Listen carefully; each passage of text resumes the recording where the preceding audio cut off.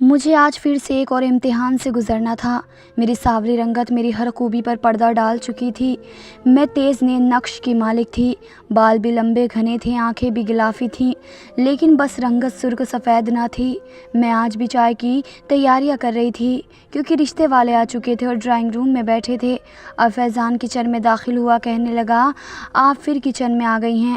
آپ سے کہا تو ہے کہ میرا 4 دن بعد پیپر ہے، آپ کو سمجھ کیوں نہیں آتا صوفیہ جی؟ میں نے گھورتے ہوئے اسے دیکھا اور میں نے کہا، تمہیں جو میں نے سم دیے تھے نا، میں نے جا کر اسے سالو کرو۔ کہنے لگا، کیسے سالو کروں ٹیچر؟ جب تک ٹیچر میرے سامنے نہیں بیٹھے گی مجھے تھوڑی سمجھ آئے گا۔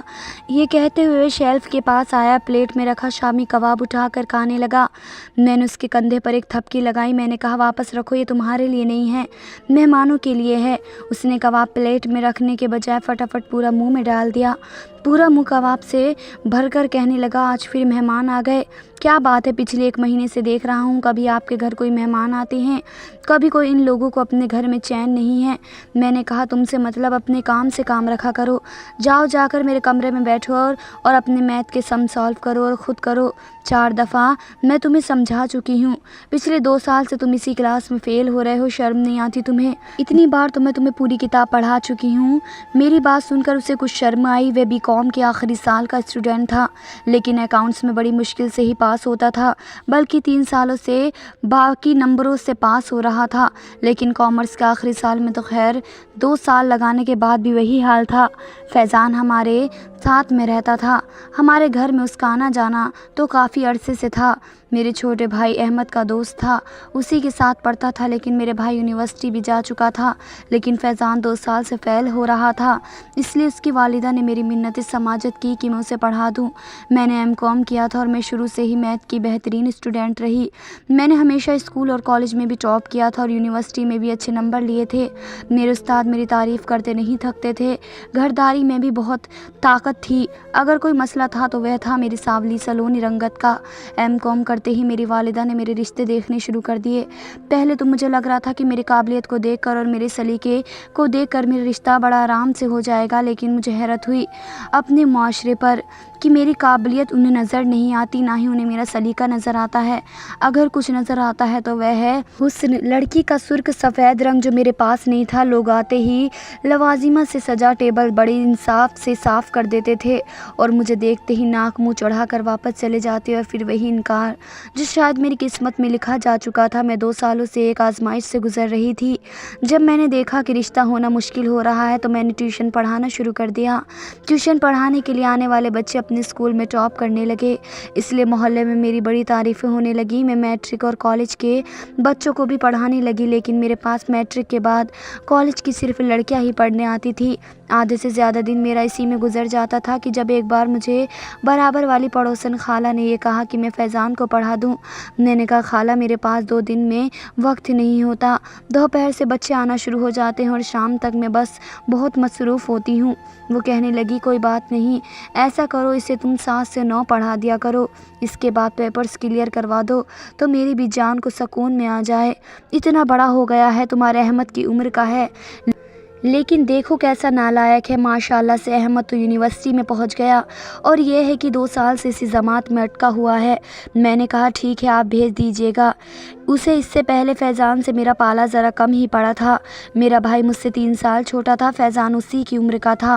پہلے تو وہ صرف احمد کے ساتھ ہی کمرے میں گھسا رہتا تھا کہ کمبائن اسٹڈی کر رہے ہیں۔ میں نے اس کے نکمے پن کے قصے احمد سے ہی سن رکھے تھے۔ کافی لاپرواہ مزاج قسم کا لڑکا تھا، بالکل غیر سنجیدہ سا تھا، ہر وقت ہنسی مذاق کے موڈ میں رہتا۔ میں کئی بار اسے سمجھا چکی تھی کہ پڑھائی کو سنجیدگی سے لیا کرو، لیکن نہیں، وہ اوٹ پٹانگ باتیں زیادہ کرتا تھا، اس لیے مجھے کبھی کبھی اس کا کان بھی کھینچنا پڑ جاتا۔ میں کان کھینچتی تو آئیں آئیں کرنے لگتا، کہنے لگتا، بڑی ظالم ہیں آپ صوفیہ جی۔ میں نے کہا، تم جتنا فضول بولنے میں وقت ضائع کرتے ہو، اگر اتنا اپنی پڑھائی کرو تو ٹاپ کرو گے۔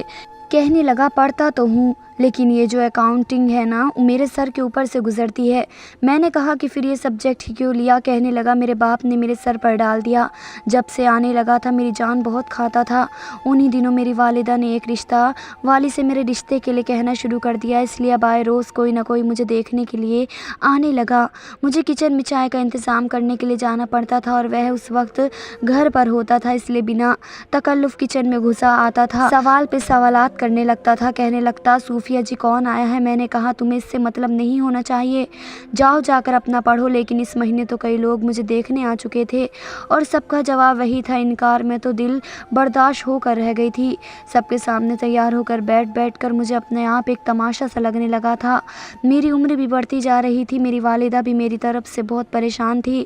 اس بار بھی یہی ہوا تھا۔ اس بار تو عورتوں نے میرے منہ پر ہی کہہ دیا، کتنی کالی لڑکی، ہم تو اپنے بیٹے کے لیے کوئی چاند سی دلہن دیکھنے کے لیے آئے تھے، لیکن یہ تو چاند گرہن لگ گیا ہے۔ لوگوں کی باتیں سن کر میں تھک چکی تھی، اس لیے اٹھ کر کچن میں چلی گئی، اپنے بہتے آنسو صاف کرنے لگی۔ لیکن اچانک سے فیضان کچن میں آیا، مجھے یوں روتا دیکھ کر میرے پاس آ گیا۔ ایک دم سے اس نے اپنے سامنے دیکھ کر میں بوکھلا کر رہ گئی۔ جلدی سے میں نے اپنے آنسو صاف کیے۔ وہ مجھے غور سے دیکھنے لگا، کہنے لگا صوفیہ جی آپ کو کیا ہوا ہے، رو کیوں رہی ہیں؟ مجھے اس وقت اس کے اس سوال پر بے تحاشا غصہ آنے لگا۔ شاید اصل غصہ کچھ اور تھا، وہ تھا اپنی آہان کا، وہ مجھ سے برداشت نہیں ہو رہی تھی جو یہ رشتے والی میں منع کر کے چلی جایا کرتی تھی۔ یہ میں برداشت کر کے اب تھک چکی تھی۔ میں نے کہا تم بھی میرا تماشا دیکھنے کے لیے آئے ہو، آؤ دیکھ لو میرا تماشا۔ بار بار کچن میں تم یہی دیکھنے کے لیے آتے ہو نا کہ میرے لیے آنے والے رشتے مجھے کس طرح ٹھکرا کر جاتے ہیں، کس طرح سے میری ذلیلت کرتے ہیں، یہی دیکھنے کے لیے آئے ہو نا تم؟ میری بات سن کر وہ نام میں سر ہلانے لگا، کہنے لگا نہیں میں ایسا کچھ بھی نہیں دیکھنے آتا، آپ کو کیوں ایسا لگتا ہے؟ میں نے کہا زیادہ بے وقوف مت بناؤ مجھے، میں جانتی ہوں تم اتنے بچے نہیں ہو کہ یہ نہ سمجھ سکو کہ آنے والے مہمان کس مقصد کے تحت آ رہے ہیں، سب جانتے ہو تم بس میرا تماشا دیکھنے آتے ہو، بار بار مجھ سے یہ سوال اس لیے کرتے ہو۔ میری بات سن کر وہ گمسم سا ہو گیا۔ میں نے کہہ اٹھاؤ اپنی کتابیں اور نکلو میرے گھر سے باہر، مجھے نہیں پڑھانا تمہیں۔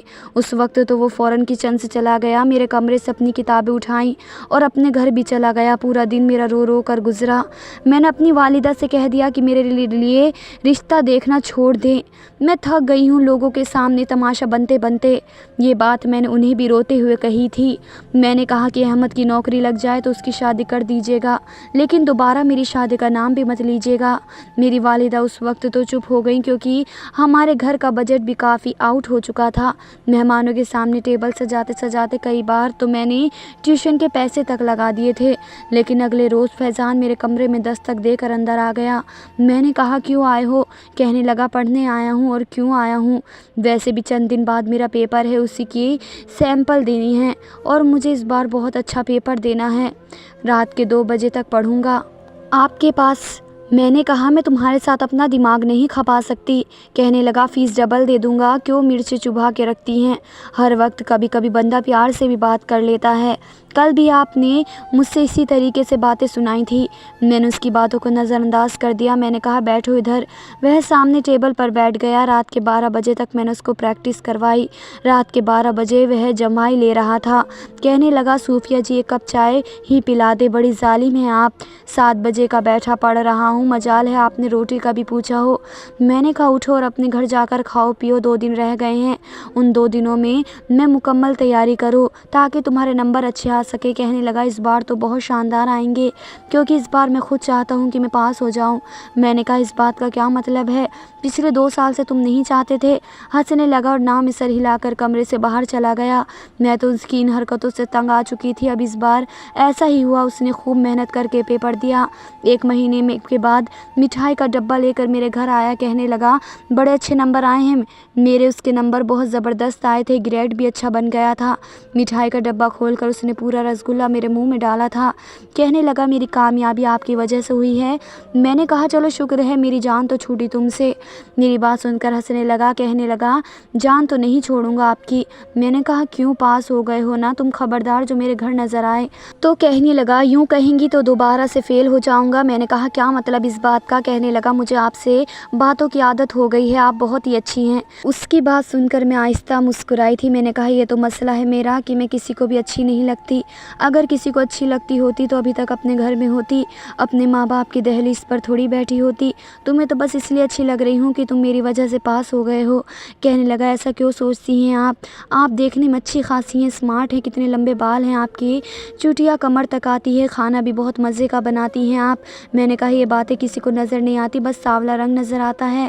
وہ کہنے لگا اندھے ہیں یہ لوگ جن کے پاس وہ آنکھ ہی نہیں ہے جو آپ کے حسن کو دیکھ کر پہچان سکے، مجھ سے پوچھے کتنی ہنسی حسین ہیں آپ۔ اس کی بات سن کر میں حیران ہوئی، وہ مجھے دیکھے جا رہا تھا۔ میں نے کہا فیضان جاؤ یہاں سے، میرے سر میں درد ہے، مجھے سونا ہے۔ اس کی نظروں میں نہ جانے ایسا کیا تھا کہ میں کچھ بے چین سی ہوئی تھی۔ وہ بھی ایک دم چونکا تھا، پھر مٹھائی کا ڈبہ میرے کمرے میں رکھ کر چلا گیا۔ انہی دنوں میرے لیے ایک ایسے شخص کا رشتہ آیا جس کی بیوی مر چکی تھی، وہ دوسری شادی کا خواہش مند تھا، اس کے بچے بھی تھے۔ میری والدہ یہ رشتہ مجھے بتاتے ہوئے نظریں جھکا گئی۔ میں سوچنے لگی کہ اب کیا میرے لیے ایسے رشتے رہ گئے ہیں۔ بہرحال میں نے اعتراض نہیں کیا، لیکن جب وہ شخص خود مجھے دیکھنے آیا تو اسے دیکھ کر میرا دل بجھ سا گیا۔ وہ تو 50 کی لگ بھگ عمر کا تھا۔ کہنے لگا مجھے بیوی سے زیادہ اپنے بچوں کے لیے ایک ماں کی ضرورت ہے، ایک ایسی عورت کی ضرورت ہے جو میرا گھر سنبھال سکے۔ اسی کے منہ سے مجھے پتہ چلا کہ اس کے بچے 7ویں 8ویں جماعت میں پڑھتے ہیں۔ بس یہ تھا کہ اسے میری رنگت سے کوئی فرق نہیں پڑتا تھا، اسے کوئی اعتراض نہیں تھا۔ میری ماں کے لیے تو یہی بات کافی تھی، اس لیے میں نے بھی حامی بھر لی۔ میرا رشتہ طے ہو گیا تو امی نے محلے داروں میں مٹھائی بھی تقسیم کرا دی۔ اسی رات فیضان بڑے غصے میں گھر آیا۔ وہ مجھ سے ٹیوشن پڑھتا تھا، اس لیے بنا جھجک گھر میں آ بھی جاتا تھا، میرے کمرے میں بھی آ جاتا تھا۔ میری والدہ نے کبھی بھی روکا ٹوکا نہیں تھا۔ وجہ شاید یہی تھی کہ وہ احمد کا دوست بھی تھا اور پھر مجھ سے چھوٹا بھی تھا۔ وہ سیدھا میرے کمرے میں آیا، مجھے بڑے غور سے دیکھنے لگا۔ میں نے کہا کیا ہوا تمہیں، تم اتنے غصے میں کیوں ہو؟ کہنے لگا آپ کو نہیں پتا وجہ؟ میں نے کہا مجھے کیا پتا۔ میری بات سن کر وہ میرے مقابل آ کر کھڑا ہو گیا۔ کہنے لگا صوفیہ جی کیا آپ کو واقعی نہیں پتا؟ اتنی انجان ہیں آپ۔ میں نے کہا فیضان پہیلیاں کیوں بجھا رہے ہو، صاف بات کرو۔ میری بات سن کر کہنے لگا صاف بات یہ ہے کہ جو رشتہ آیا ہے آپ کے لیے یہ آپ کے قابل نہیں ہے، اس لیے پہلی فرصت میں انکار کر دیں۔ میں نے کہا پاگل تو نہیں ہو گئے ہو تم، میں بھلا کیوں انکار کروں؟ یہ میرے لیے آنے والا واحد ایسا رشتہ ہے جسے میرے سانولے رنگ سے کوئی فرق نہیں پڑتا۔ کہنے لگا مجھے یہ بحث نہیں کرنی صوفیہ، اس رشتے سے انکار کر رہی ہیں آپ یا پھر یہ کہہ کر وہ اپنے ہونٹ غصے سے بھیج کے رہ گیا۔ میں نے کہا میں کیوں کروں انکار، کیا تم پاگل ہو گئے ہو؟ میرے گھر والے اس رشتے سے خوش ہیں۔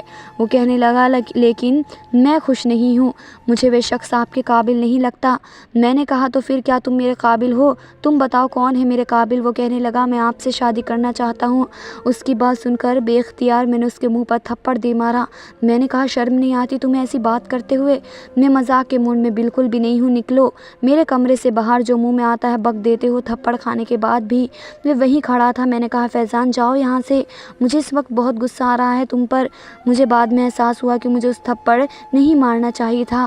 یہ کہنے لگا میں مذاق نہیں کر رہا صوفیہ، مجھے آپ اچھی لگتی ہیں، میں آپ سے شادی کرنا چاہتا ہوں اور شادی کے بعد مذاق میں نہیں ہوتی۔ میں بہت سنجیدگی سے آپ سے کہہ رہا ہوں اس رشتے سے انکار کر دیں، میں کل اماں کو آپ کے گھر رشتے کے لیے بھیج دوں گا۔ میں نے کہا تمہارا دماغ ٹھیک ہے؟ تم جانتے ہو تم کیا کہہ رہے ہو؟ تم مجھ سے چھوٹے ہو، میں بھلا کیوں تم سے شادی کرنے لگی؟ کہنے لگا اس بڈھے سے کر سکتی ہو جو آپ سے 20 سال بڑا ہے، مجھ سے نہیں کر سکتی، میں بس تم سے 3 سال چھوٹا ہوں، اور جب مجھے فرق نہیں پڑتا تو آپ کو کیوں پڑ رہا ہے؟ میں نے کہا مجھے پڑتا ہے، مجھے بہت فرق پڑتا ہے، میں تمہارے ساتھ زندگی نہیں گزار سکتی، میں تمہارے ساتھ ایسا کوئی بھی رشتہ نہیں نبھا سکتی، اب جاؤ یہاں سے۔ لیکن وہ باز نہیں آیا، اس وقت تو چلا گیا، لیکن نہ جانے کیسے اپنی والدہ کو منایا اور وہ دوسرے ہی دن اس کا رشتہ لے کر ہمارے گھر آ گئی۔ لیکن ان کے چہرے کے تاثرات بتا رہے تھے کہ وہ خود نہیں آئیں بلکہ زبردستی بھیجی گئی ہیں۔ میری والدہ تو یہ سن کر ہی حیران تھی۔ میں نے ان کی والدہ سے صاف انکار کر دیا۔ میں نے کہا میرا رشتہ طے ہو چکا ہے، آپ کے گھر مٹھائی بھی جا چکی ہے، پھر دوبارہ سے رشتہ مانگنے کا کیا جوازہ ہے؟ ویسے بھی مجھ سے چھوٹا ہے۔ وہ کہنے لگی یہ بات اسے سمجھ میں آئے تو نہ، میں تو سمجھا کے تھک گئی، لیکن وہ ایک ہی بات پر واجد ہے۔ مگر میرے صاف انکار پر وہ واپس چلی گئی تھی۔ میں نہیں جانتی تھی کہ وہ اتنا بڑا قدم بھی اٹھا سکتا ہے۔ رات کے 3 بجے اس کی والدہ کا میرے نمبر پر فون آیا، روئے جا رہی تھی۔ کہنے لگی فیضان نے اپنی نس کاٹ لی ہے، اس سے تمہارا انکار برداشت نہیں ہوا۔ یہ سن کر تو میں حواس فاقتہ ہوئی۔ اپنے بھائی احمد کے ساتھ میں اس ہاسپٹل میں پہنچی جہاں وہ ایڈمٹ تھا۔ اس کے والدین ICU کے باہر ہی بیٹھے ہوئے تھے۔ اس کی والدہ روئے جا رہی تھی، مجھے دیکھ کر کھڑی ہو گئی۔ کہنے لگی اللہ نے میرے بیٹے کو دوبارہ زندگی دی ہے، خدا کے لیے صوفیہ اس سے شادی کر لو۔ میں یہ سن کر چپ تھی۔ اسی وقت ڈاکٹر باہر آئیں، کہنے لگی مریض کو ہوش آ گیا ہے۔ فیضان کی والدہ کہنے لگی کہ تم جاؤ اسے کہہ دو کہ تم راضی ہو، وہ دوبارہ یہ سب نہ کرے۔ میں سمجھ نہیں پا رہی تھی کہ آخر مجھے کیا کرنا چاہیے۔ میں کمرے میں چلی گئی، اس کے بازو پر پٹی بندھی ہوئی تھی، آنکھیں بند کیے لیٹا ہوا تھا۔ میں اس کے برابر رکھی کرسی پر بیٹھ گئی۔ میں نے دھیمے لہجے میں اسے پکارا، میں نے کہا فیضان۔ فوراً سے اس نے آنکھیں کھولی، مجھے دیکھ کر مسکرانے لگا، کہنے لگا مجھے پتا تھا آپ ضرور آئیں گی، میری محبت آپ کو مجبور کر دے گی۔ میں نے کہا یہ ایک حماقت ہے جو تم نے کی ہے۔ وہ کہنے لگا وجہ آپ ہیں، اگر آپ پہلے مان جاتی تو میں یہ سب نہ کرتا۔ میں نے کہا یہ زبردستی کا رشتہ ہوگا۔ کہنے لگا مجھے فرق نہیں پڑتا، بس آپ ایک بار مجھے اپنی زندگی مانے دے، میں دل سے خود آ جاؤں گا۔ اسے شاید یہ سب آسان لگ رہا تھا، عمر کے جس حصے میں وہ تھا وہ صرف وقتی جذبات تھے، بعد میں اسے اپنے فیصلے پر پچھتاوا ہونا تھا۔ میں گھر واپس آ گئی، میرا رشتہ فیضان سے طے ہو چکا تھا، جلد سے جلد شادی بھی ہو رہی تھی، لیکن میں خوش نہ تھی کیونکہ وہ ایک غیر سنجیدہ قسم کا لڑکا تھا، وقتی جذبات کی روح میں بہہ رہا تھا۔ میں نہیں جانتی تھی کہ وہ میرے لیے ایسے جذبات رکھتا ہے۔ شادی بھی ہو گئی تھی، میں رخصت ہو کر اس کے کمرے میں بیٹھی تھی جس سے کبھی میرا استاد اور شاگرد کا رشتہ تھا۔ اسے ذرا بھی شرم نہیں آئی یہ سب کرتے ہوئے۔ جب وہ کمرے میں داخل ہوا تو ویسے ہی تھا، مسکرا کر اس نے کمرے کا دروازہ بند کیا تھا، کنڈی لگائی تو میرا دل مٹھی میں آیا۔ بڑے بے تکلف سے وہ میرے سامنے آ کر بیٹھ گیا، مجھے دیکھنے لگا۔ مجھے بے تابی سے اس کا دیکھنا برا لگ رہا تھا، میں نے کبھی اسے اس نظر سے نہیں دیکھا تھا، میں سوچ بھی نہیں سکتی تھی۔ اس نے میرا ہاتھ پکڑا تو میں نے فوراً سے چھڑوا لیا۔ میری اس بے بسا حرکت کو دیکھ کر وہ ہنسنے لگا، کہنے لگا صوفیہ اپنا ہاتھ مجھے دیں۔ اس نے اپنا ہاتھ میرے جانب بڑھایا، لیکن میرا دل زور زور سے دھڑک رہا تھا۔ محبت نہیں تھی مجھے اس سے، نہ ہی شادی کو لے کر ایسے کوئی اچھوتے جذبات تھے، بس میں اس کے بارے میں ایسے سوچ ہی نہیں پا رہی تھی۔ وہ مجھ سے چھوٹا تھا، میرے دل میں اس کے لیے ایسا کوئی لحاظ نہ تھا جیسے شوہر کا ہوتا ہے۔ میں کم سے کم اپنے ایک نالائق اسٹوڈنٹ سے یہاں بیٹھ کر پیار محبت کی باتیں نہیں کر سکتی تھی۔ مجھ پر بدحواسی سے چھانے لگی، کہنے لگا صوفیہ جی پلیز آپ اپنا ہاتھ مجھے دے دیں، آپ کو رہنمائی کی انگوٹھی میں خود پہناؤں گا اپنے ہاتھ سے۔ میں خود کو کسی طور پر بھی سب کے لیے تیار نہیں کر پا رہی تھی۔ میں نے کہا فیضان مجھے تم سے ایک بات کہنی ہے۔ بڑی مشکل سے میں نے بات شروع کی۔ کہنے لگا ایک کیوں، بہت ساری باتیں کریں مجھ سے۔ میں نے کہا آج رات آپ سے جی بھر کر باتیں کرنی ہے اور پیار بھی کرنا ہے۔ یہ کہتے ہوئے اس نے میرے گال کی چٹکی کاٹی، لیکن میں پوری کی پوری کانپ کے رہ گئی تھی۔ کہنے لگا کیا کہنا ہے آپ کو؟